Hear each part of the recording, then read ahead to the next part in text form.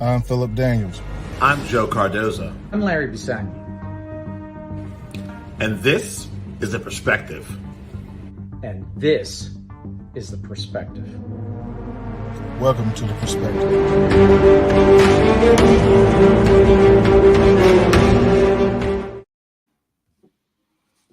And welcome everybody to episode week 6 of The Perspective. I'm Larry Bisagni along with Joe Cardozo and of course the great Philip Daniels. It's a pleasure to be with you gentlemen today. We've got so much to cover. Where do you want to begin, Joe? Oh, man. Let's talk about, I know something that's near and dear to Philip's heart. Let's just start talking about some of these quote unquote roughing the passer penalties we've seen going on. I'll let Philip kick that off of what we saw with the Falcons, what we saw last night. Well, what's going on in the NFL? Man, I just think they're just trying to be too safe now. It's one thing that they passed this rule, and a lot of emphasis went on hitting the quarterback in the head or the knee area down low. But now, you know, these guys graded Jared. I was watching that game. And third down, he goes, and I thought it was a perfect sack. So when I saw that flag come down, I said, what's the flag for? When they said roughing the pass, I was like, oh, my God, it can't be true. Ain't no way. Ain't no way. So I was looking at that, and Brady walked over to the referee. He told him what the call was, and I was like, wow, even Brady, I think he was surprised.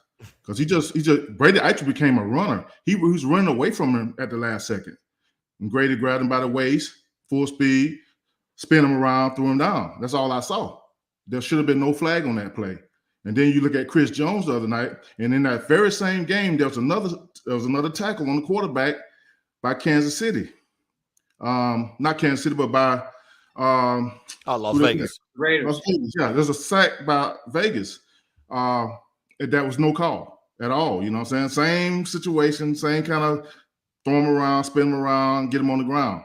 And there was no flag at all. So I just think now they got to go and reevaluate that rule, because now I think referees are too cautious. They're trying to do too much. And on Chris Jones, on the sack he had, you notice that the quarterback's body was sideways. There's not a lot of room right there for him to have space to hold himself up at all, really. But the ball came out. He tried to hold himself up with his left hand, still got the flag. Now, Chris Jones said after the game that they're going to have to start going to replay on these calls. And I'm with him all the way. I'm with him all the way on that. So if you're going to call these calls, you can't understand how it works, and you can't, like, the referees, everything's full speed for the referees. It's right now. You got to make that call right now. So if you can't make those calls, you got to go to replay to get a better look at it and see if you saw was actually what you saw. Yeah, I would also say too, man. Look at that, the Jones sack, very dangerous, trying to break your fall with your free hand. I mean, we all know you learn how to fall, whether it's football, just in life. You don't want to brace yourself with that hand. Could have broke his wrist, sprained his wrist, whatever. I thought both calls were completely garbage, to be honest. I mean, we all know it. Social media was on fire. And I agree with Philip. I think the NFL, this is not one of the situations where the NFL should wait to the end of the season and we'll talk about it. There needs to be a meeting like right now. Adjustments need to be made right now, because something Larry talked about before we went on the air, it's starting to cost teams games. Yeah, I mean, Chris Jones came right out and called it. He said this is absurd. And I think that, you know, Philip, I'd like to ask you this question. Like, as you look at the way we play defense as a whole now, I mean, this has to impact the way that you plan for teams. You can't say, boy, I'm going to go somewhere I probably shouldn't. But, okay, we look and see who got these calls and who didn't. And you can't help but, okay, we had the Jordan rules 30 years ago in the NBA. We've got the Brady rules now. It's pretty clear. Does this not impact how can this not impact how you build your defense, how you plan your defense? How do you plan on hitting quarterbacks? I mean, it's part of the game. What are your thoughts? If you're the defensive coordinator, what do you do? It's tough, man. I always tell my guys to run their feet. So when you make contact and you hit the quarterback, run your feet and try to stay with him so you don't get away from him. A lot of guys stop their feet and the quarterback gets away from them.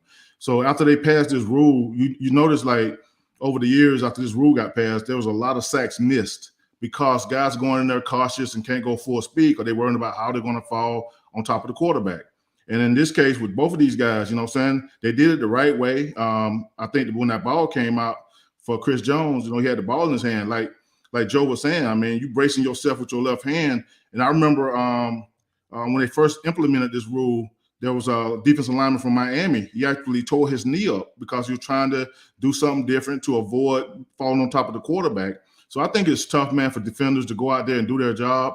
And they worrying about falling on these quarterbacks. And my thing is, you go back and look at my highlight film back in the day, I fell on a lot of quarterbacks, and all of them got up. All of them got up and walked back to the huddle. So I think you're doing a little bit too much when you say these guys wearing pads.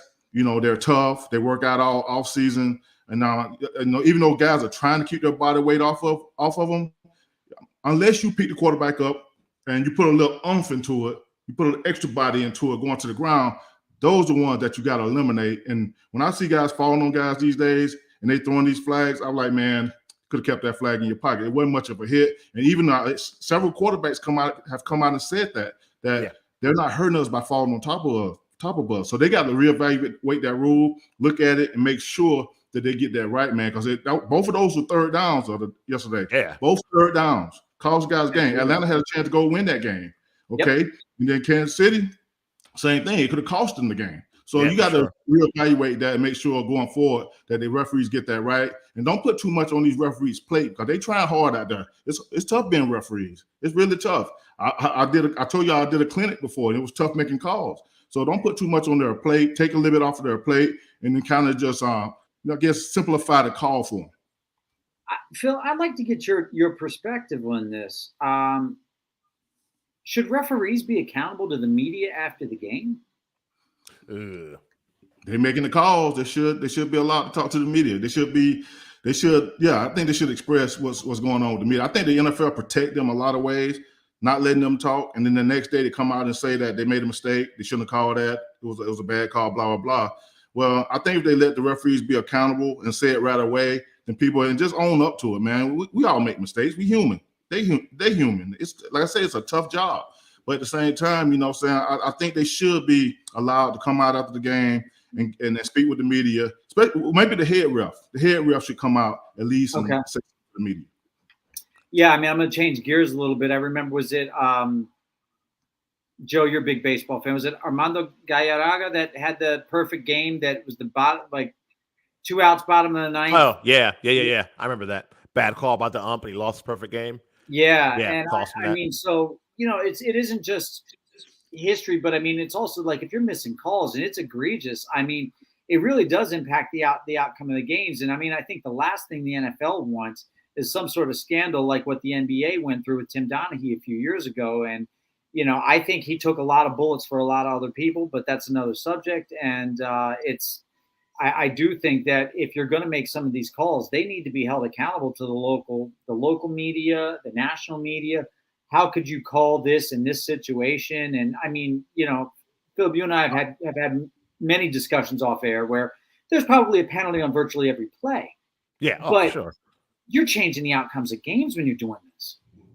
And honestly, I understand what the NFL is trying to do. They're trying to protect these quarterbacks because you got to realize there's a lot of investments out there. FanDuel, DraftKings, fantasy that we talk about every week. They're trying to keep these guys in play and make the game, because without a quarterback, you can't really have success. And those guys make the most money on the team. So you got to protect them. But I just think they're protecting them too much now. Yeah, I agree. Yeah, and speaking of quarterbacks, we're going to shift gears here. We're going to go to your neck of the woods, Joe, and get into the Commanders a little bit. So Ron Rivera yesterday, when he was asked about some of the teams that are advancing and doing better and better, he answered at first with one word. He said quarterback. Gentlemen, is it over for Carson Wentz? And is it over for – I'll go ahead and take this one last start off. I think that he was the best player on the field for the Commanders on Sunday. I mean, he's putting up stats. They've been talking about, if you watch any NFL show you watch, talks about how he's had a lack of time to make any kind of plays. I mean, even on 3-step drops, he's not even able to get his third foot in the ground without smashing him in his chest, hitting him from behind, strip sack, whatever. But when he's been given time, I think I've seen more big plays from the Commanders so far this season than we have in the last 3 or 4 years as far as explosive plays. So I think he still has talent, but the offensive line has just been atrocious. And I think for Ron Rivera to say what he said, man, I don't know if he's trying to motivate him. I mean, Philip can speak to this more than I can, having been a professional for as many years as he was. Maybe that's a motivational tactic to get Carson Wentz motivated. I don't know. I mean, if it's me, if you want to motivate anybody, motivate your O-line. Well, I'm gonna say this: that slot fade that he threw, Carson Wentz threw, was a dime. He put that right on the money. So here's my thing, and I always say that, and I heard that yesterday. I was watching an interview and I heard him say that, and the first thing that came to my mind was Joe Gibbs would never do that. Joe Gibbs would never do that. He would never throw a quarterback under the bus or say that, because that's exactly what that was. Because when you say quarterback, you point the finger right at that quarterback when that thumb coming right back at you. So you got to be careful, like throwing guys under the bus like that. And I think Ron, I don't think he was thinking right there. You're head coach of the team.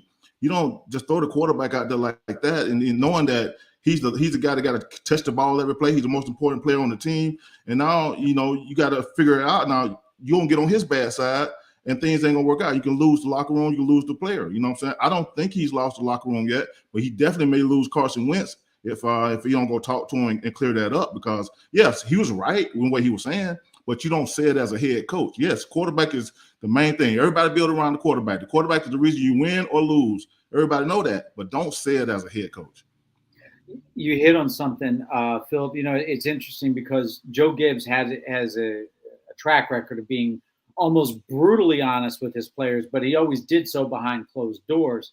And I mean, Joe and I growing up in the DC area, we're old enough to remember the Jay Schrader, Doug Williams quarterback controversy. And I remember when he gave the job back to Schrader, Doug was almost in tears when he came out of Redskin Park. And then conversely, when he announced that Doug was going to start throughout the playoffs, I mean, I still remember plain as day, Jay Schrader just lining right past every reporter. He didn't just, didn't have a word to say. I don't know how. To me, this feels like mutiny. I can't help but wonder. I mean, just to be very honest with you, Joe. I mean, as I'm looking from the outside looking in, when it becomes every man for himself, I'm going to exercise my organizational behavior degree here a little bit, but when it becomes every man for himself, I mean, that's just, there's no cohesiveness there. There's no trust there. There's no leadership there. And it becomes really dicey. Like you said, I mean, somebody's going to have to put their arms around Carson Wentz sooner rather than later. I can't help but wonder if that ship has already sailed. Where do they go from here? Do you see what you've got left? What you've gotten in Matt Howell? Heineke, you kind of know what he is. I mean, he can move around a little bit back there. I mean, he, probably 65-70% of the plays he can run, and but doesn't really have the gun to go downfield. So Philip, you've been in a couple of locker rooms where there have been quarterback changes. I'm sure you've been in some locker rooms that have been better than others. Is there anything else that you can see from your vantage point where they got to put their arms around Wentz, or they got to just reconvene? Is there any of the distractions from Jack Del Rio, which have been well illustrated? Well, let me say this. I just know that, just playing for Coach Gibbs and some good coaches, Coach Gibbs would have been the type of guy that would have said, it's on me. Right here, look at me. It's on me. I got to make him better. I got to get this team better. I got to do those things to get them better. So if you're not going to ever take credit for some of this stuff that's happening during the season, that ain't a good thing. You know what I'm saying? And I feel like, when you look at Carson Wentz, he ain't a bad quarterback. He ain't playing awful this year. But at the same time, I feel like the O-line just ain't holding up. And then I think with Washington, they had all those first-round picks, and they mostly on the defensive line. Chase is out, but, then they got the other three number one players on that line, and they got a 7th-round pick at the end. Like, when you look at their depth, they got a lot of like free agents and late-round picks, So they gotta keep building that team up, keep drafting well, and doing the thing they need to get some depth there. Because I think when you have an O-lineman go down, a starter go down, you're relying on a guy that's a free agent or 7th-round pick to come in there and pick things up, and it just don't happen in this league. So my thing is, I just feel like that team, they got to put their arms around Carson Wentz. They got to motivate him to keep going, because he don't have no time back there. When you give up 6 sacks in the first quarter against Philly, that tells you a lot about your D-line. That don't happen that much in the NFL. 6 sacks in one quarter, that tells you a lot about what's going on. So you got to simplify it, get the ball out of his hand faster. Don't let him drop back there too deep, and just do those kind of things. And I think they'll have some success. They just got to come together. And it was a bad thing for him to come out on live and just say that, quarterback, because it made Carson Wentz feel like he ain't the one. He ain't the guy. And he got to play the rest of the season. And speaking of all out mutiny, if you had money on Matt Rule being the first guy out as a head coach, Matt Rule is, of course, out in Carolina. We can either jump ahead to a question that was asked about that, or we can just kind of start the discourse. No, what was the question? Let's go with that. Okay, so we have a question. If you give me just a second, we have a question here from a little mailbag early. Nothing wrong with that. We're getting into our mail a little early today. So we've got Charlie Gross who asks, who do you think will be the next coach fired? And who do you think the new coach in Carolina should be? He says Steve Wilks, Frazier, Eric Bieniemy, DeMarco Ryans, Sean Payton, or somebody else. Well, for me, I don't know who's going to be the next coach fired. There's a bunch of 1-4 teams out there. I tell you that.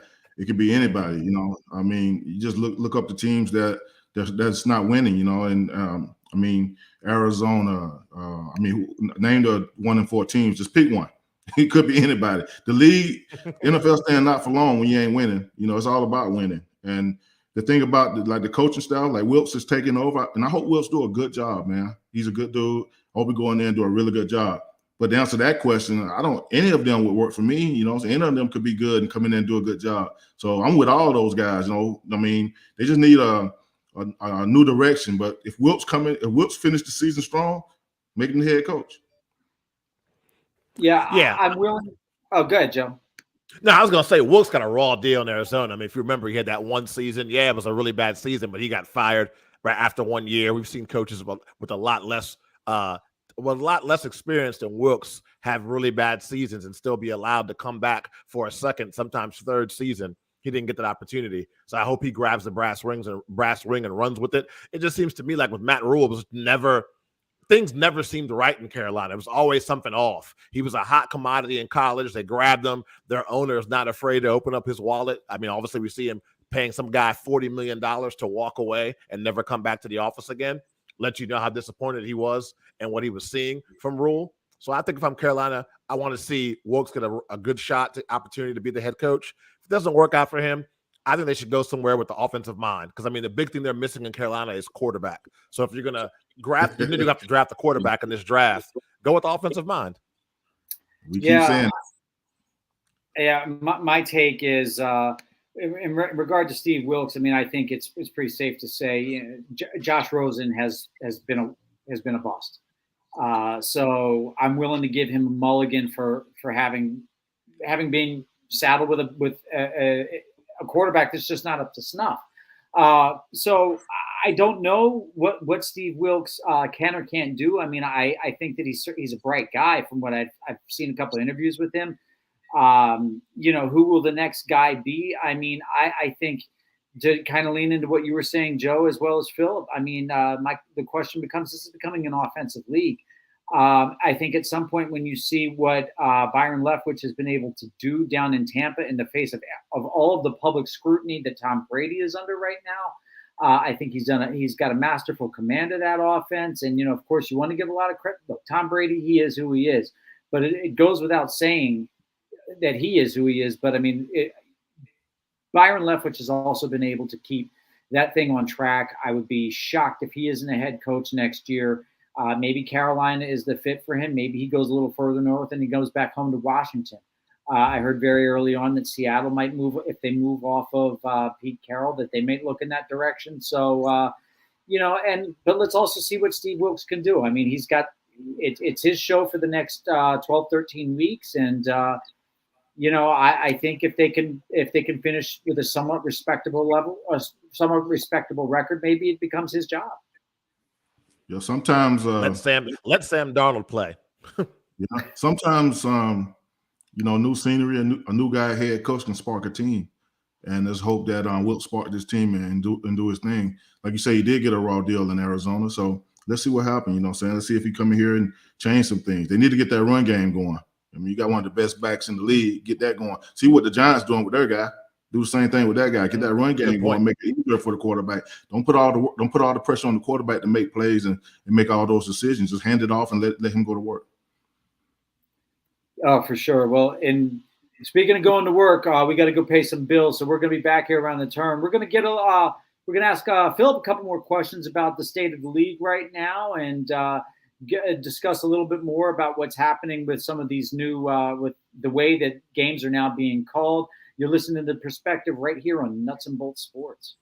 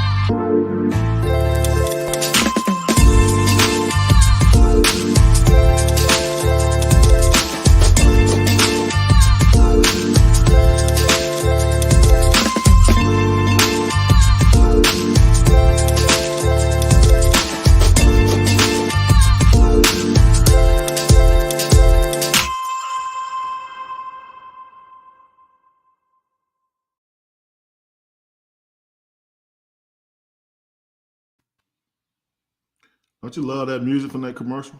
I can jam to that Bob all your day. head, man. Bob your I head. saw you. Yeah, that top block is brought to you by Modulus Media Systems, ladies and gentlemen. It's a phenomenal technology.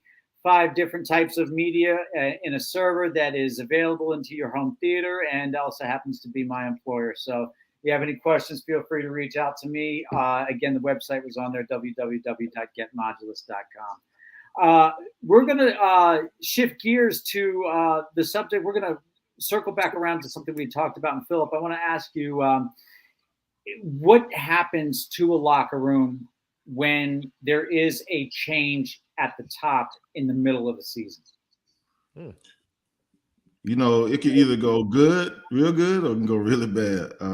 I mean, I just think that leadership is the most important thing, you know, when it comes to like trying to win games and getting the respect of your players. I think changing a change in the middle of the season, sometimes guys, it's according to what kind of guys you got on your team. You got a lot of leaders, the guys that are going to accept it, and if Wilkes is well loved in that locker room, they've been talking about it, then they're going to go out and play as hard as they can for that guy.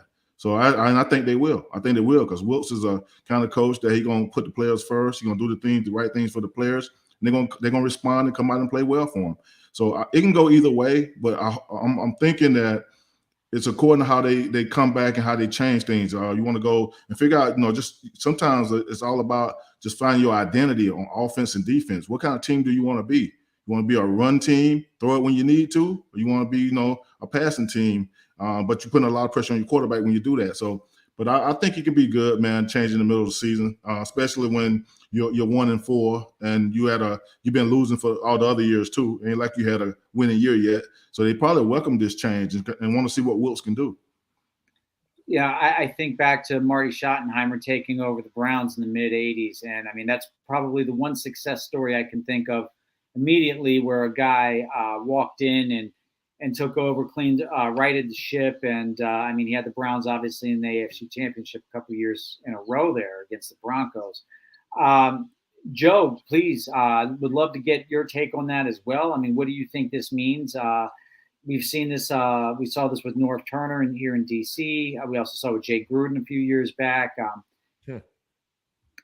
I would just say for me, if I'm the Carolina Panthers, kind of what Philip said, man, I think he's hit the nail on the head. Go back to basics. You got one of the most versatile backs in the NFL on your team. You need to give him the ball in space, keep it simple, whether it's bringing a fullback and just going old school football, play action. You got some receivers out there, Moore, Anderson, that can definitely get out there. I am done. Did I say done with Baker Mayfield?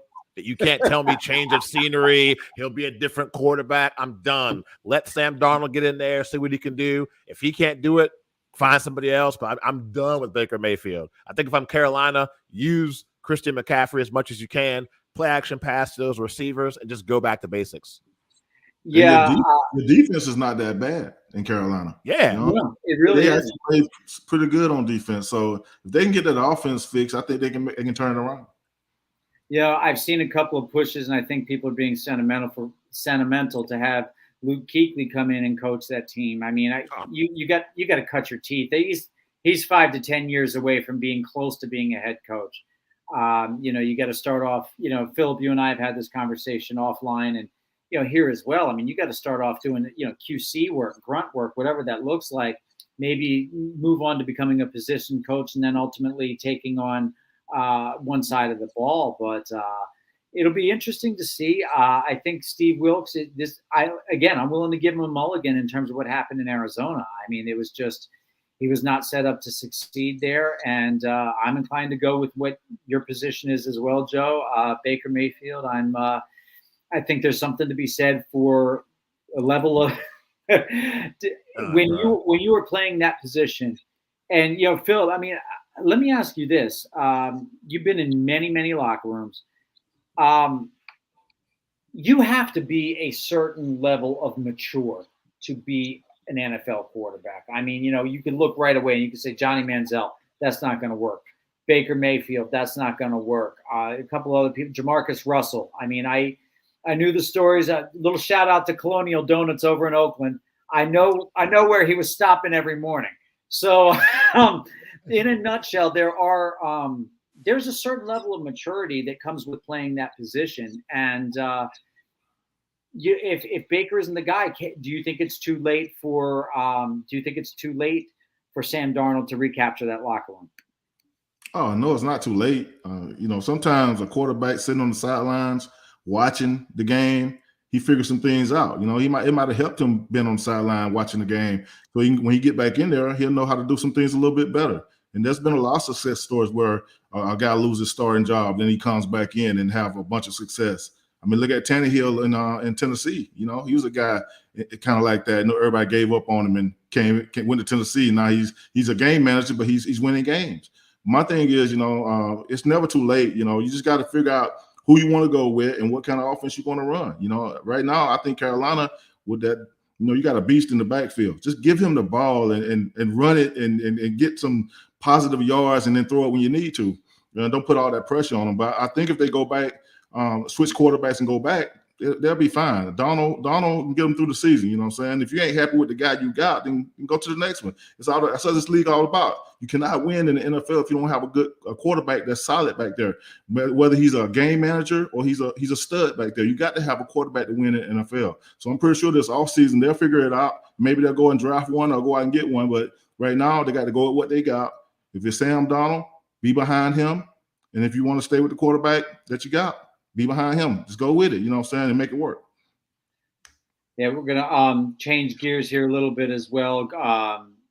This one's going to be a little painful for some of us to discuss, but Phil, you might get a little bit of enjoyment out of this. So Eagles are undefeated. Giants are looking good. Cowboys came here to LA and beat the Rams, primetime game. And there's the other team in that division, but Stop. Is the NFC East back, Mr. Daniels? Well, yeah. I mean, look at it. Yeah, it's back. You got 3 teams with winning records that's playing well. Who thought that New York was going to beat Green Bay? I was like, but I know there wasn't a home game for either team. But at the same time, for them to win that game and to go out there, and I told you early in the season that New York, the Giants play hard. They play really hard on defense. That's one thing I noticed when I popped on TV and watched them for a little bit. And then you see Dallas, you got Rush throwing that ball. And now it's a lot of conversation about there's a lot of quarterback talk down there. Like, should they stay with him or should they? No, I mean, I don't know. I don't know what they should do there, but I'm just saying it's a lot of talk down there whether staying with him or not. So the NFC looks good. I mean, outside of Washington, who's still behind a little bit. But at the same time, when you look at those three teams, they winning and they having fun doing it. You know what I'm saying? So I just think it's going to be interesting when they play each other. Hold on now, Larry, before we move on. I got to make sure I heard Philip correctly. So if you were playing for the Cowboys as you're a defensive lineman on Dallas, you wouldn't want I can't Dak imagine under, that, man. No, you wouldn't want Dak under center as soon as he's healthy. I mean, I know Cooper Rush is winning games, but come on now. That's not what I said. That's my friend, man. Okay. See, that's why I asked. I want to clarify. That they're talking Dallas saying that he's winning and whether they should stick with him or not. No, I mean, I want the starter to get back in there, but if he struggle a little bit, he don't have a whole lot of in the room to like mess up. So I mean, I think if he struggle and we lose a game or two, then I'm going back to Rush. I'm going back to the guy that got us there. You know what I'm saying? I mean, you just got to do that. But yeah, you pay too much money to Dak to put him on the bench. You got to go back with your starter. That's what I asked to clarify. Okay. Nah, I wasn't saying that. It's interesting to see, obviously, what happened with Brady with Drew Bledsoe 20 years ago, 21 years ago, whatever it's been. But in a nutshell, I mean, I'm very impressed with what the Giants have been able to do in short order. I mean, they were picked to go, 4-13, 5-12, something like that. The Eagles are clearly the class of the division.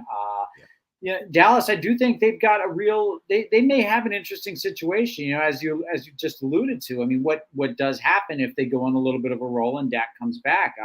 Does Dak become trade bait at the end of the year? Do they think they can run this thing out with Cooper Rush? I don't know. And we've touched enough on Washington. It's give us Dak. There you go.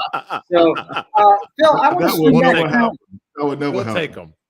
Phil, I want to swing back around to something you were talking about, the early game in London with the Giants and the Packers. Now, I don't know if you ever played in London or not, but I know that when you swing time zones that much, how does that change your preparation? Well, I didn't play over there, but the Eagles, we went over there. I was a coach. And the one thing we did, we stayed up as long as we could. They had us like on the plane, we stayed up as long as we could.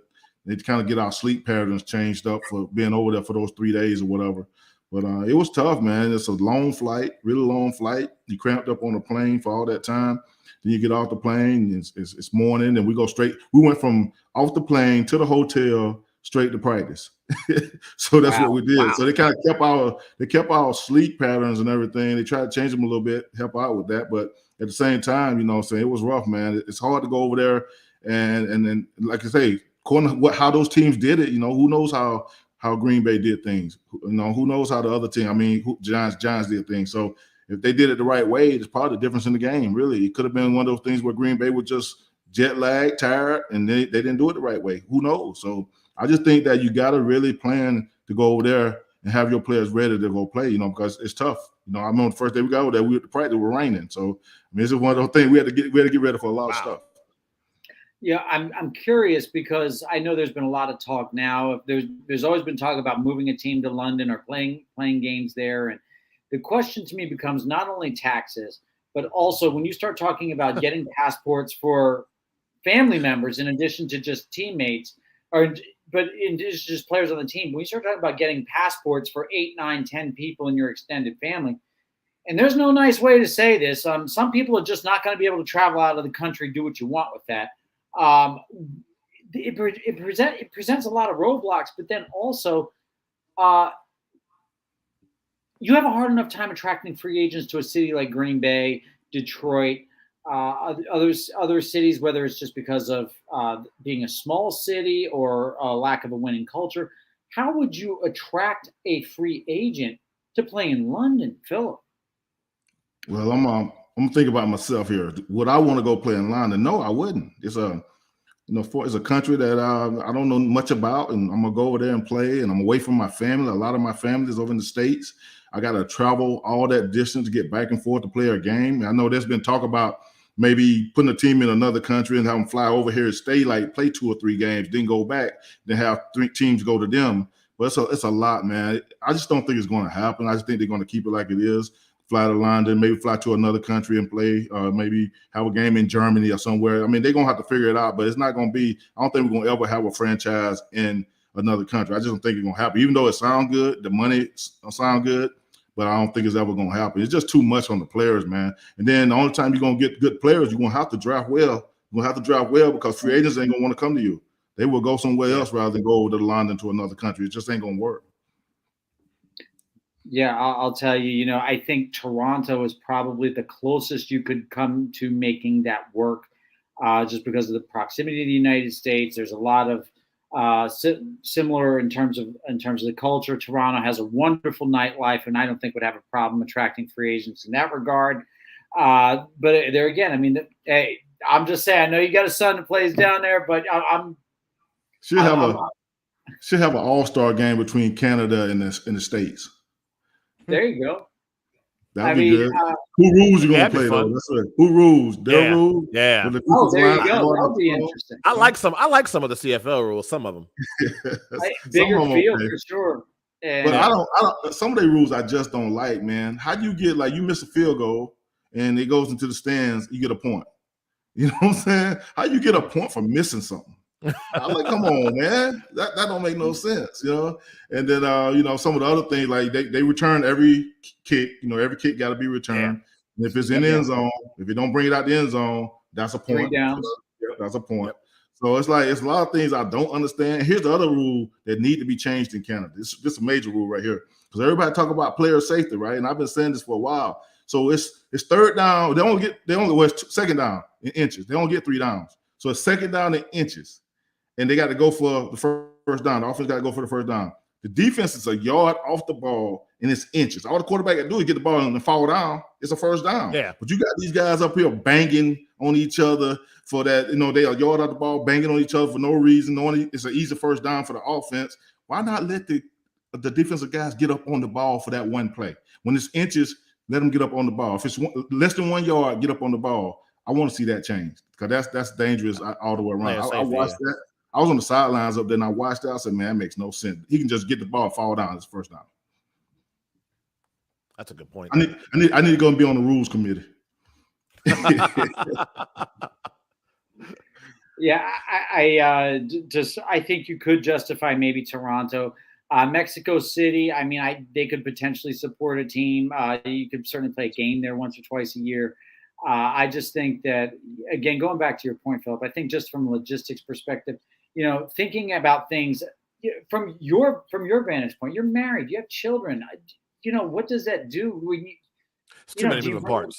Yeah, that's a lot to ask for somebody, and maybe for a quarterback or you're in your second or third contract. Okay, maybe it's not so bad, but when you're talking about a rookie who's on a 6th or 7th round contract, and he's losing that amount of money, and he's supposed to be trying to help out his family. I mean, it's a lot to ask. I mean, I know Michael Vick. I remember when he was drafted, and the initial thought was he was going to end up with the Chargers, and when it became that the Falcons moved up and grabbed him, his first thought was, it's going to be a lot easier for me to bring my family to the games.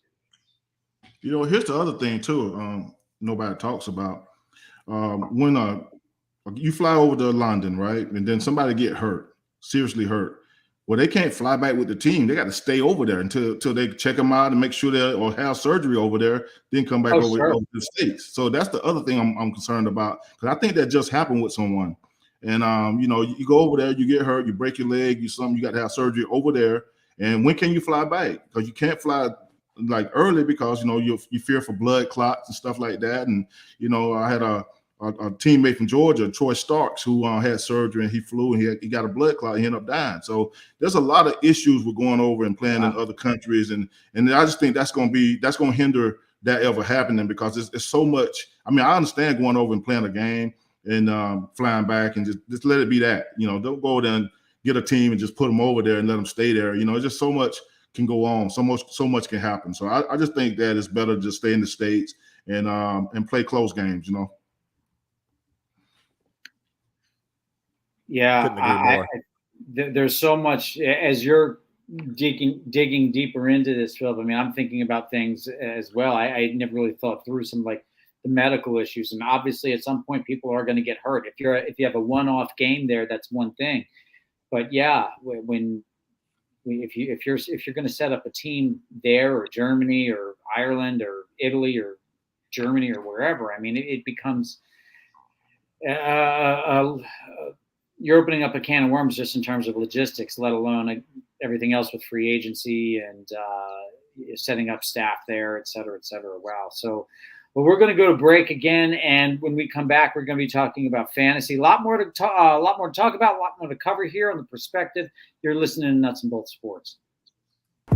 Hey, football fans, we have a great offer for you from one of our newest partners, FanDuel Sportsbook. Sign up now for a new FanDuel account by using our special link located in the description, and you will get a no-sweat bet up to $1,000. That means that you can bet up to $1,000 on your first wager risk-free. FanDuel will give you the amount you wagered back in free bets if you lose. So go ahead and bet on your favorite team this Sunday, and even if they lose, you are taken care of. To claim this special offer, just click the link in the description and create a new account. Then make your first bet on whatever you like. That's it. Win some money at FanDuel today. And this block being brought to you by FanDuel. We're going to go ahead and jump right into the fantasy section. A lot of action going on this week, gentlemen. Yeah, that's right, Larry. But me and Philip want to take a little bit different approach this week and talk about, obviously, we're 5 weeks into the season. And 5 weeks in, who have been some of the fantasy football stars, and who are some of the guys you wish you never drafted, and they got you on that waiver wire trying to scramble and find some new people. So I'll go first with my duds, and I want to hear Philip's duds. I'm sure we have one in common. For myself, guys who I thought were really going to put up this season, but so far have not. Number one, I'll say Matthew Stafford. This is a guy that's been Mr. Automatic when it comes to fantasy football. 300 yards passing almost every game during those Lions years. Yeah, you took some dings with the interceptions, but you got the yards, and you also got the touchdowns from him. Not really happening so far this season. My second one, and probably my biggest dud of all, because I picked him number 2 overall, Jonathan Taylor, the Indianapolis Colts. I understand he's a running back. O-line's got to create holes, but man, when I drafted him, I know I'm not the only one that left their draft thinking you got the steal of the draft by getting this guy. Matt Ryan's not what he used to be. They're going to be forced to give him more carries. Nothing can be farther from the truth. That'd be my second dud. And then my last person, believe it or not, is Tom Brady, man. Tom Brady's a guy that usually gets you some solid points, kind of been up and down this season. I understand he's got a lot going on off the field. His offensive line might be almost as bad as Washington's. Not god-awful like Washington's, but it's not too far off as well. So that's my 3 duds so far this year. Taylor, Tom Brady, Matt Stafford. Did Joe Cardozo really just fire shots at a Michigan guy? I did. You expect more from him, you know what I'm saying? Expect more. Oh, we still owe you from the beatdown y'all gave us last year on national TV, Philip. I ain't forget. You know what I'm saying? let me jot that down real quick. Okay, so October 11th, 7:13 Eastern Time. All right. You know? I still have nightmares from that Georgia game. Okay, let me give you my duds this year so far. My number 1 is going to be Russell Wilson. I expected so much more from him in Denver. He just hadn't done it, man. I really don't think he trusts his receivers. He's just something ain't right with that team, man. And they ain't putting up no points. The receivers dropping balls. They got to get it together over there. So that's my number 1. My number 2, which he was high on a lot of people's draft, even though he had a good game this past week, still Derrick Henry. He just don't look the same. He don't look like that same beast that he was, you know.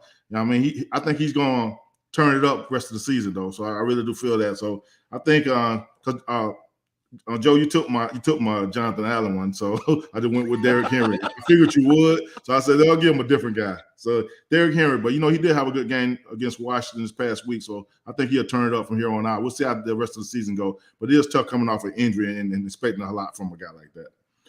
My third guy, everybody, I mean, they probably took him high, man, at tight end, Kyle Pitts. Where you at, man? You had all that speed coming out of college. Everybody say can match you up against anybody. You're a mismatch problem, and it just ain't happening, man. It just ain't happened yet. So I don't know. And my son drafted him in his fantasy league. I know he he might want to trade him to me to get the backup tight end, at this point. So it's tough, man. He one of them guys I expected so much more from. So those are my three right there. And who are your 3 stars, Philip? Let you kick that off with your 3 guys that have been putting up so far. Okay, I'm gonna start with number 3 first. Saquon Barkley. I know you wouldn't have him. He always. No, I'm sorry. Yeah, he's my number 3. Saquon Barkley. He coming off an injury, and he's tearing it up, man. He's out there. He got like he's never been hurt. He do miss 2 seasons. Coming out there doing what he's doing. He really carrying the Giants right now. He carrying that team. They were missing a lot of receivers this past game. I mean, Shepard got hurt. Then they had some other guys on the injury report this past week that didn't practice at all, and they go in and beat Green Bay and they roll this back. So he's my number 3. My number 2 is crazy. It's Jared Goff in Detroit. They got one of the best offenses. I know they stumbled a little bit this past week against New England, but who don't against New England? I mean, Belichick always come up with that defensive plan.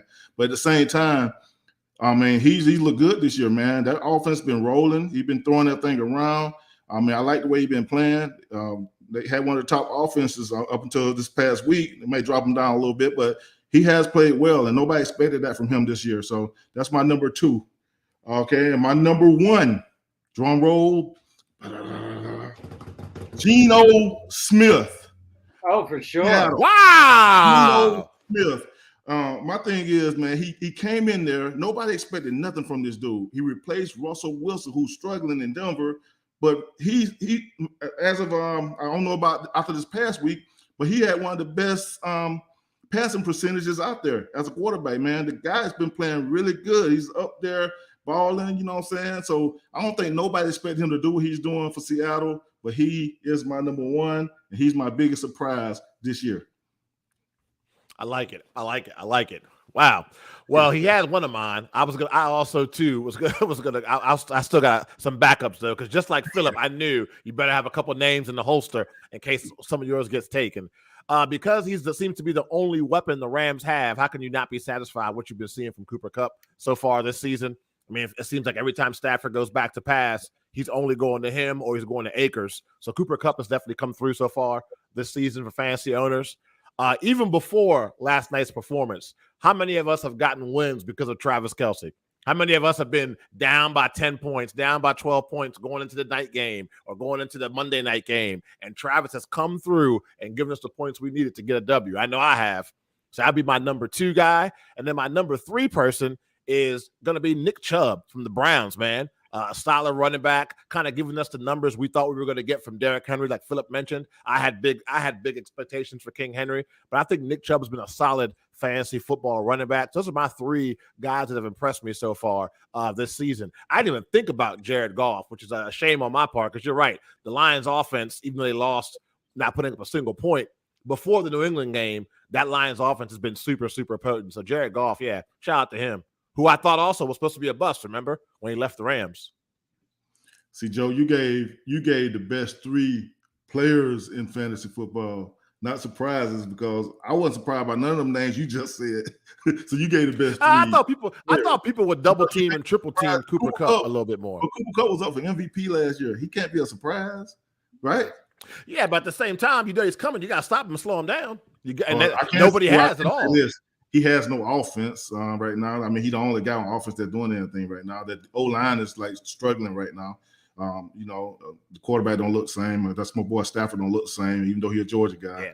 He still got that injury. So I can see why you think that. But he got that injury, and I just think that's hampering him a little bit, throwing certain passes and certain things like that. But Cooper Kupp run those crossing routes, those short routes, he get it to him, and he do the rest. So I think Cooper Kupp really got to be considered for MVP this year. I had him on my MVP list last week. You see the show from last week. So he got to be considered up in there what he do for that team.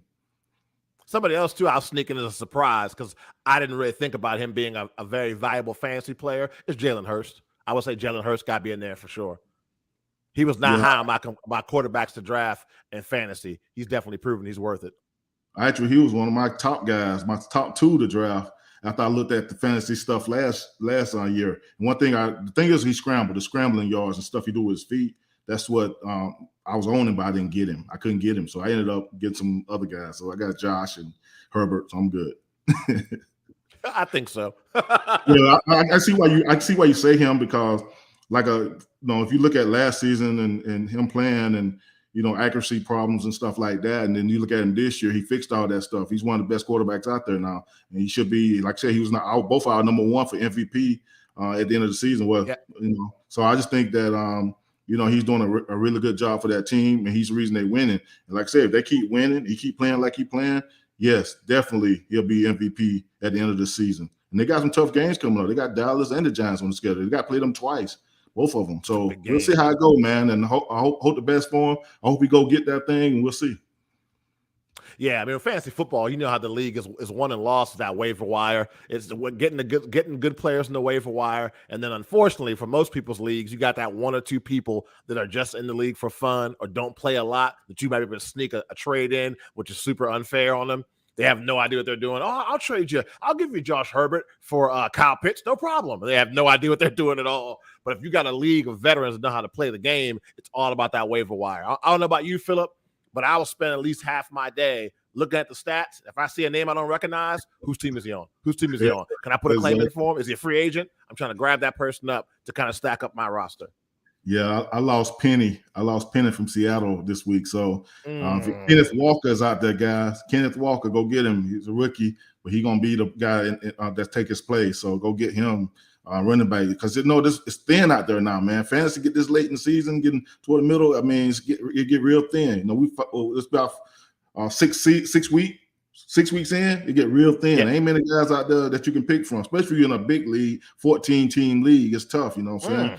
And I guess the only other one I would say go take a chance on is Tevin Coleman because I just think the head coach loved him up in San Francisco. So I take a chance on him. He had a good week this past week. So those two guys, running backs, the only spot that I can say people like looking for guys all the time and they can't find them because everybody draft running backs like crazy.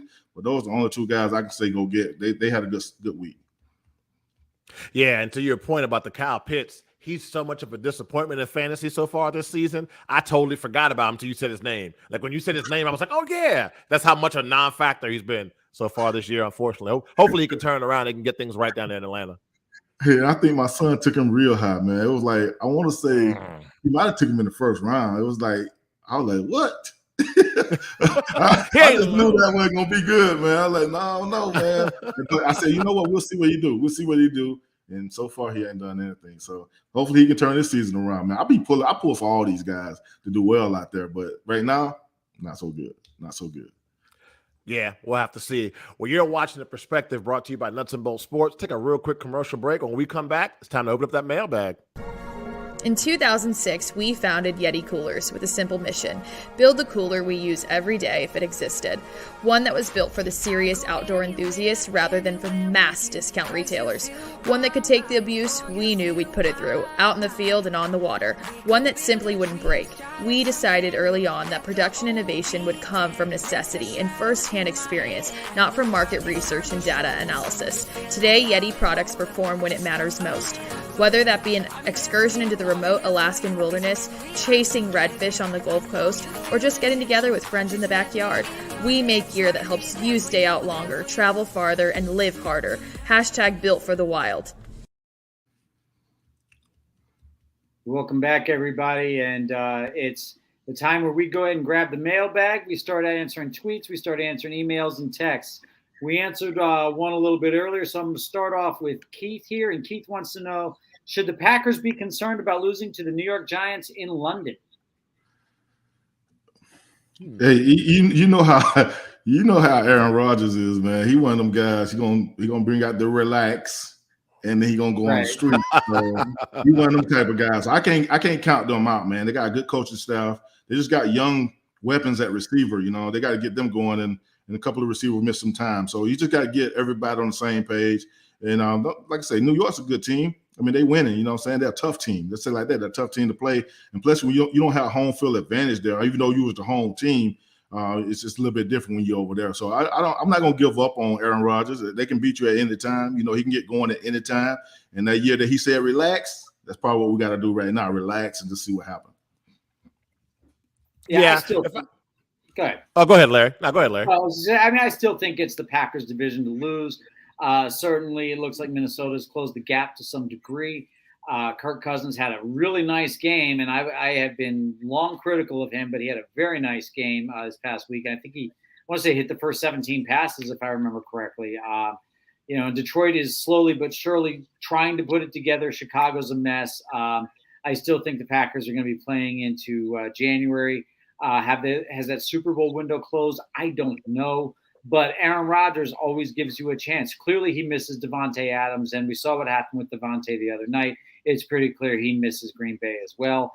But to quote number 12, RELAX at this point, Keith. That's my take, and Joe would love to get yours as well. Well, I'm all in with the Vikings. I think the Vikings are going to win this division. I think they have a really, really solid defense. I think that Kirk Cousins will get the job done in the regular season, and then he'll blow out the playoffs. He's yet to win a game when it really matters. I think that there's some problems in Green Bay. I thought, for one, that their defense would carry them. I figured the defense would keep them in every game until the offense kind of figures things out. That has not been the case. We've seen them get gashed in the passing game and gashed in the running game as well. But something I said today earlier in one of my group chats I'm on Twitter, I trust the United States government to solve the hunger crisis, the homeless crisis, or the national deficit more than I trust Kirk Cousins in a playoff game when it matters. It's not going to happen. They'll win the NFC North, get a cute little banner, we'll be all excited, and then they'll get blown out in the playoffs first game they play. You don't get a lot of trust. I didn't say that. You don't got a lot of trust, though. That's for sure. Bring it a wood. Bring the big wood. Okay, faith in Cousins. We got another one from our buddy DeAndre, and this one, DeAndre, he's got a fun sense of humor. So DeAndre wants to say, big man, have you seen Desmond Watson at Florida? He's a 415-pound gator. Can he play in the league? I can't go. That's fantastic, DeAndre. Yes, I did see him. I saw, I think RG3 posted him on his Instagram page, and I was looking at him. I was like, wow. But they say he benched like 500 and some pounds. He squat like 700, 800, maybe something like that. I'll say this, yes, he can play in the league. He got to drop down weight some. I mean, it's tough playing at that size. I mean, I can see teams like a New England putting him at that nose in a 3-4 because he can move a little bit. He ain't no slouch now, and he's strong. So I can see him playing in the league, no doubt. I think NFL teams gonna like him. The ones that the 3-4 teams, they're gonna love him. Put him in the side. If he can move a little bit, he can get lateral. But I think you got to drop his weight down just a little bit. Maybe get down to like 390, 380. Go play. I mean, Ted Washington size. You know what I'm saying? Big Ted. I play with Big Ted. Get down to Ted. Yeah, and go play. Go play. Wow. I don't know what to say to half of this, but what I will say is I do think that for somebody who's as strong as he is and has some agility, I'm going to echo Philip's sentiment. I mean, they haven't really had a nose up there in New England since Vince Wilfork, who was really a dominant force there. And Desmond Watson, he certainly fits the bill. I mean, he is a large human who can move people. So I think there's a slot for him on somebody's roster. Joe, I'll put this one to you, man. Can't be that big and not play football. Come on. I'll put it this way. If he's not in the NFL, he'll be in the WWE. I'll know more after he played Georgia. I'm gonna watch him close in that game, see how he plays. There you go. Yeah, I wonder about his conditioning at that size. Yeah, exactly. That's the thing, you know what I'm saying? But, he's only going to be a run stopper. He's going to be out there for 2 plays, maybe one sometime. Because the NFL became a passing league. So you got to be able to rush the quarterback a little bit, even on first down. So I'm pretty sure if he don't drop his size and drop down a little bit, what team's going to do on first down, they're going to try to throw the ball. You got one less guy that rushes the passer. That's in their favor, Okay, yeah. So now I got a serious question. What happens if a quarterback gets hit by this guy? The league definitely can't find him, and quarterback better be rolling from underneath him because you don't want him to fall on you. And ain't no way he gonna hold himself up. Ain't no way. They don't make flak jackets that strong. Oh my Lord! Forget it. Hey, back up, get ready. Come on. So, Bring out the cart. Bring out the cart. So, and DeAndre, you can always call Philip or Joe Big Man, but yeah, that is a wow, 415 pounds. That could be a game changer. So Keontae wants to know what's wrong in Denver, Nathaniel Hackett or Russell Wilson? I'm gonna say neither. The only reason I'm gonna say neither, this is their first year together. You know, they got to figure each other out. You know, Russell Wilson got to get with him. This one thing he could do, and I think this a lot of coaches fall into this category. I remember we had Foles in Philly, and he took over for Wentz go win Super Bowl for us. So I think the head coach got to go back and look at Denver and look at Seattle. Look at Seattle and just look at what Russell did there and pick out his best offensive plays and run them. Pick out what he do good and just go with that. You know what I'm saying? Because sometimes your playbook, the quarterback just can't handle it. He just can't do it. He should be able to. I mean, you're talking about a guy who's getting paid that much money. They gave the farm for. But at the same time, sometimes you got to just go with something that he's comfortable with. And plus, he's not comfortable with the receivers right now. So give him stuff that you know going to work, that you know he's comfortable with. And they need to get together and just come up with the game plan together, you know. And I think I don't know if they're doing that. They could be doing that already. Now, if they're doing that already, there's no answer for it. But at the same time, I just think I don't think you just knock either one of those guys right now. It's the first year in the new system and first year head coach. First year for Russell in a new system. Sometimes it takes a little time for you to get in there and get comfortable, because when you move from team to team, it takes a little time for some guys, and some guys can just jump right in and go get it. You know what I'm saying? So I'm just gonna say neither and leave it at that. Yeah, it's been a rough start, man. I don't know. I just know that the start the Broncos have had has me questioning so many things about Russell Wilson. Like, was he always like this, as far as like not that good of a quarterback? Was he masked by the Legion of Boom? Was he masked by beast mode, being able to run the ball so much that he had to get 8 in the box, which made easier pass plays? Or is it just because he's in a new system with new players, he's still getting used to it? I like to think it's the latter. I think it's because he's in a new system. I know they had an offseason to work out and they had preseason, but still, football is a big part of football is chemistry and knowing where that guy's going to be. So when that third leg plants and you throw the ball, the receiver knows exactly where you're going to put it, and he knows exactly how you're going to throw it, the angle, all that good stuff. I think they're still working things out in Denver. But I will say, I don't think the head coach is doing him any favors. Some of these questionable calls he's making, whether it be some of the weird bonehead third down calls or going for it on fourth down when he probably should take the points or punt it. I think Russell Wilson's still trying to figure out his fit in Denver, but I think his coach is not doing him any favors either. Let me add to this, and let's just be honest. Let's be honest with each other. His weapons in Denver ain't got nothing on Metcalf and Lockett that was in Seattle.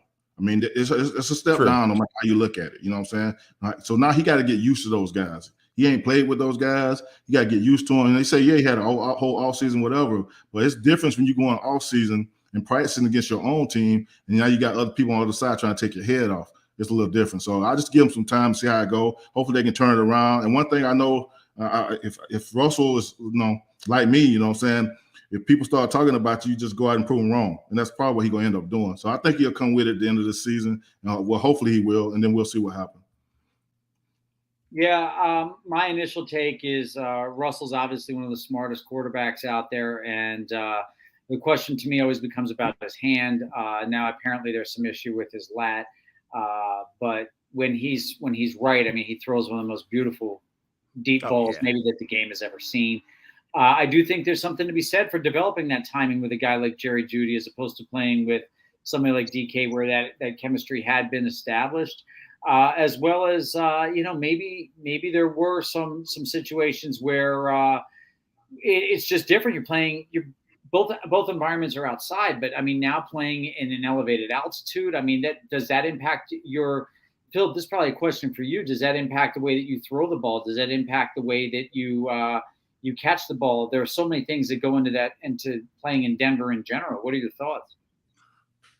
I don't know if that impacts the quarterback. I mean, I know it impacts like when you kicking and doing stuff like that. It could. I mean, it is different up there no matter what. He still got to get used to it. We're 5 games into the season, And that atmosphere of being up there and Mile High, it's a tough place to play. You still got to get used to that. So who knows if he finally get used to it, and as every game go by, he gets better and better, and then the receivers catch the ball, and things start to turn around for him. So I just think that there's so many factors of when you go up there, and play. I couldn't breathe when I went up there. I just tell you that now. It was tough. And, he don't – honestly, Russell ain't running around as much as he used to. I thought he could have ran for that first down the other night. Usually at the end of the game, he going to keep the ball in his hands and try to go get that first down and give him another set of downs to go score and win the game. And he didn't run the ball. I was like, what's going on, man? And he just rifled it in there. I was like, man, he should have ran. He had an opening in the middle, make the guy miss, make him choose the side, go the opposite way. He probably could have scored. He just don't run as much now. I just think he got to use those feet to start running more. We've got a couple more, Robert. I'll get yours, and Henry, we might get to you as well. Robert wants to know, what should the league do about, I'm guessing this is Davante Adams. Well, they're going to find him. He pushed the guy down, the cameraman. I saw that. They're going to find him, and they're going to make an example out of it. Saying you can't do that, man. You got to keep your head. No matter how bad things get, how tough things get, whether you win, lose, whatever, you got to keep your head in that situation. So he definitely going to get a fine. I don't know how much. It's going to be pretty good. But what if that guy got hurt or hit his head or, concussed? And worse than that, what if he killed that guy by pushing him down, hitting his head? You can't do that, man. So the league going to look at it, and they're going to fine him heavily. Yeah, my initial take is – go ahead, Joe. No, go ahead, Larry. I'm still gathering my thoughts.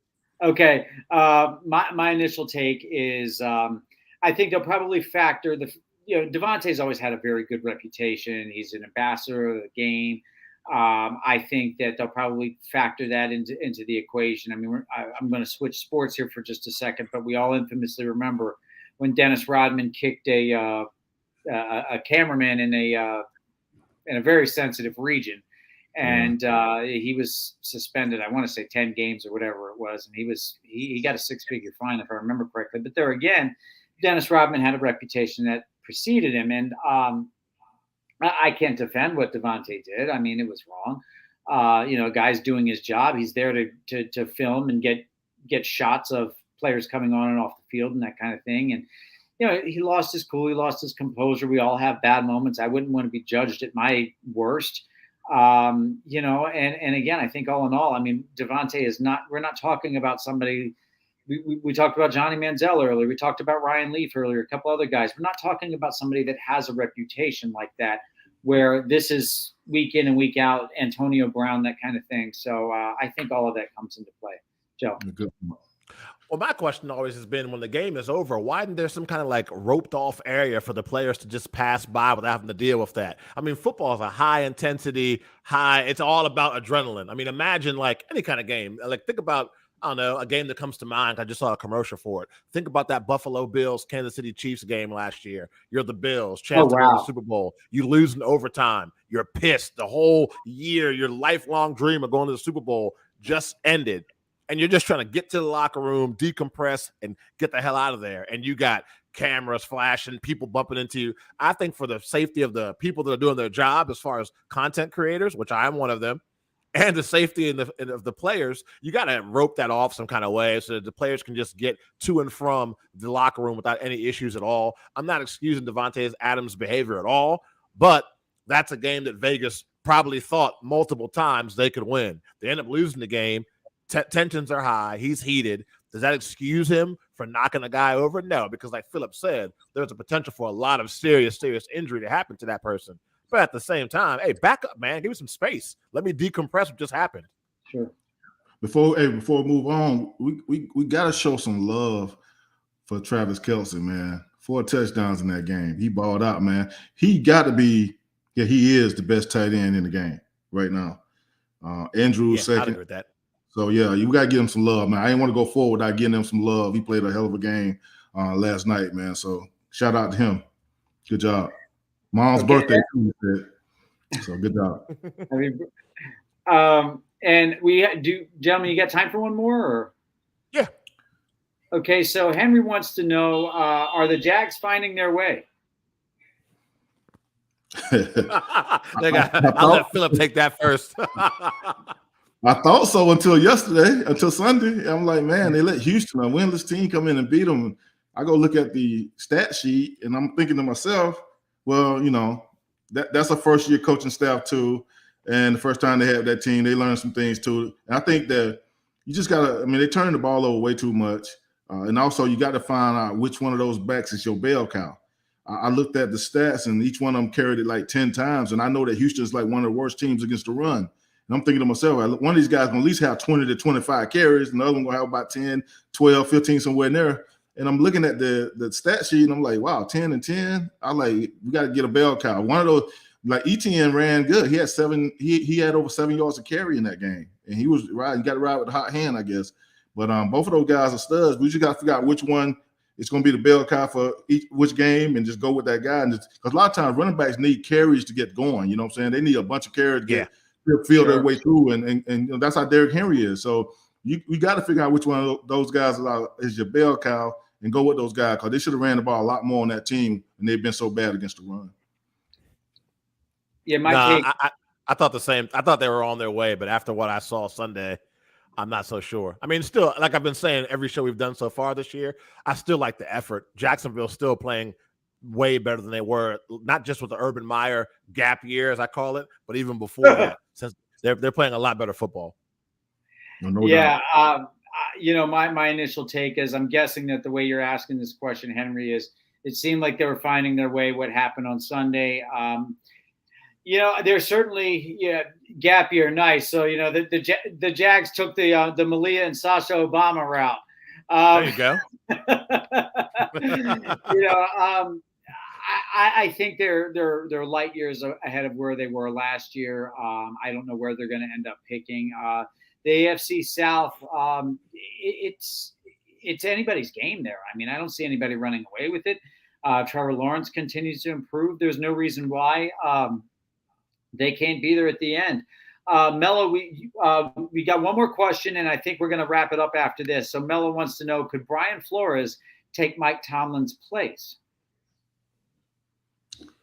No. Tomlin. Okay. Tomlin hired him to come in there and coach with him. Gave him an opportunity, and I don't think Brian Flores would even take that job over Tomlin if they offered it to him. He'd be like, "Listen, I can't do him a guy like that. He's doing a good job here." I mean, you got to think Tomlin has had a winning season almost every year he's been there. I think every year. Yeah, he may not 500 or better. Yeah. Yep. Yeah, he may not have one this year, but at the same time, he deserves to not even be considered for a firing. I mean, he one of them guys that's done a great job with that team, and they're another team. They just switched quarterbacks. And the young quarterback looked good the other day. He looked good. So just give some time, let him keep this group together, keep these guys playing hard. And no, my answer to the question is no, I don't think Brian Flores is going to take over. I think he might have been talking about in terms of when Mike Tomlin retires, could he take Mike Tomlin's place? I don't think he was talking about because of what happened this season that we should go ahead and get rid of Mike Tomlin. I think he was just saying that when Tomlin decides to hang it up, could Brian Flores be his successor, basically being groomed to take his spot? Man, that's kind of what I think he was talking about. Mike Tomlin is so young. I don't think he's trying to hang it up no time soon. So that would be a long time before he takes over that job. That's a hell of a grooming. I'm thinking that Mike Tomlin brought him in there until a team give him an opportunity because he's a good coach. I mean, he did a good job in Miami, and you got to think, the Rooney Rule, the Roonies, they brought him in there. The rule was, you know what I'm saying? Just think about that. So my thing is, I think he brought him in there, let him coach on the team when nobody else was going to bring him in, give him a chance. Nobody else was going to give him a chance. So he brought him in, let him coach until he found a home, and he work out all this league stuff, and then go from there. I am not a Pittsburgh Steelers fan in any way, shape, or form.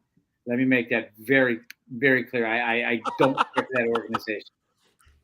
Now that I've established that, what I will say is they are the most stable organization perhaps in all of pro sports. They have had exactly 3 head coaches since the 1960s. That's before all 3 of us were born. Mike Tomlin, for my money, is a top 3, top 4 coach. I mean, he's right there with Andy Reid, Bill Belichick. I would put maybe Sean McDermott gets into the mix if he wins a Super Bowl this year. Oh, but by the way, Tomlin's got a ring. So, and also let's peel the onion back a layer further. We all remember that visceral reaction he had last year when they asked him about the USC job. Mike Tomlin, arguably, as much as it pains me to say this, arguably has the best head coaching job in all of sports, maybe in the NFL for sure. Stable organization. The expectation is to win Super Bowls. You're given everything you need to succeed in Pittsburgh. Mike Tomlin's not going anywhere.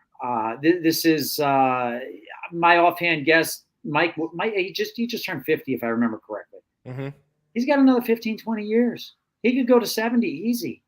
How much longer do you want to hang around and wait for that throne? I mean, the question, the window will have closed on Brian Flores at that point. I mean, if he's waiting around for that job, because I'm telling you, Mike Tomlin makes very good money.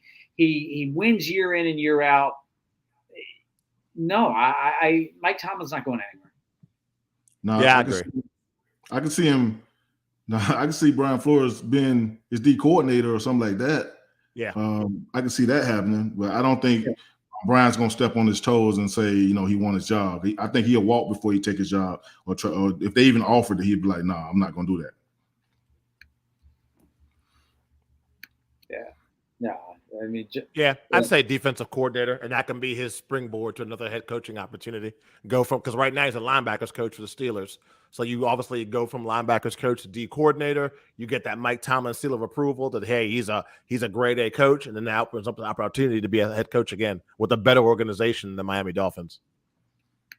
He should get a shot next year. He should be a head coach next year somewhere. He's just a good coach. Brian Flores is just a good coach, I mean, you look at Miami, that's the product. That's his product down there that he started. He started that toughness, that attitude for them to go out and do what they're doing. So my thing is they slipped a little bit the last few weeks, and that's because of the quarterback missing. So, I mean, my thing is he built that down there. You see what he did with them.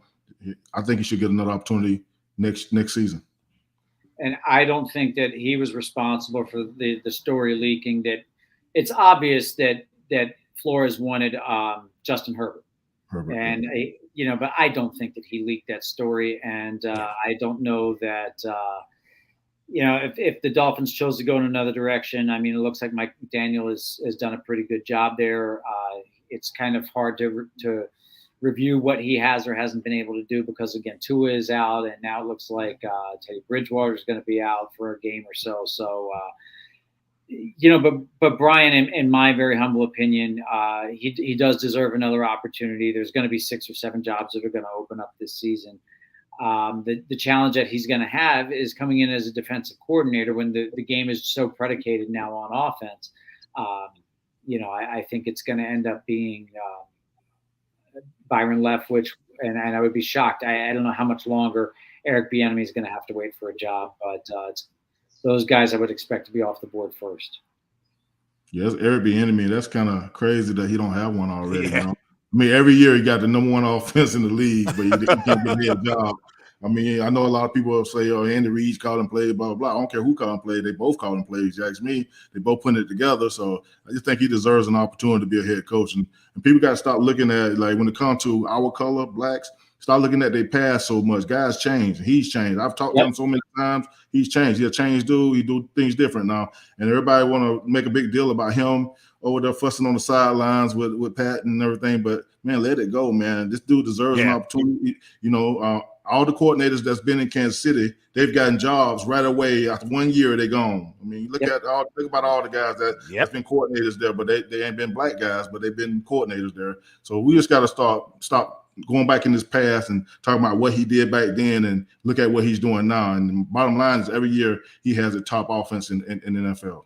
And I'm not afraid to get into this. I mean, there are plenty of white coaches out there that have histories of drinking and driving or alcoholism, drug abuse, et cetera. And, it doesn't make me uncomfortable at all to get into this conversation. Look, for whatever Eric did, it was 20, 25 years ago. It's done. It's over with. He is a class act by all accounts. And again, all he does is just turn out number 1, number 2 offenses year after year after year after year, regardless of the personnel that you give him. Somebody, maybe even my Washington Commanders, will end up giving him a shot. But it's time. And he's learned from one of the best in Andy Reid. You know, he's been there with him a long Absolutely. time. But now, if you don't want to hire him now, after all those years he done served with Andy Reid, Andy Reid, one of the best play callers out there, and done taught him everything that he knows. It'll be sad, man, if you don't get an opportunity next season somewhere. 100%. Yeah, I mean, I personally do think that Byron Leftwich, the job that he has done this year, managing all of the chaos that's going on in Tampa right now. I mean, again, you never know who's going to really shine in an interview, but I suspect Byron Leftwich will be the first one off the board next year. But who knows? I mean, coordinators always emerge, and somebody makes a late run into January, possibly to the Super Bowl. Those coordinators become very hot as well. So, if Eric, Byron Leftwich, there are certainly a couple of guys out there that are very qualified that really deserve a shot this time around. Well, we just named a couple good ones, so hey, take your pick. Yeah, teams take your pick. We just named a couple good ones, so sure, they're definitely deserving. So we're going to wrap it up here. We ran a little bit long again today, but a lot to talk about. We've got so much to talk about. I tell you what, it's one of the most frustrating things about doing this show is you look up and we're at an hour.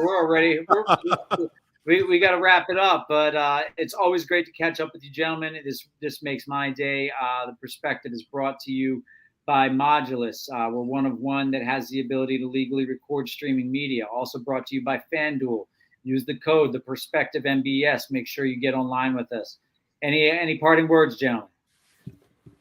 A lot of big games this weekend. Looking forward to that. Was it Dallas Eagles game? Looking forward to the rematch of Buffalo against Kansas City. It's going to be a good weekend. I'm good, guys. Hey, just stay safe out there. People, a lot going on in this world, so stay safe. Keep your family safe. Amen to that. Much love, everybody. We're out.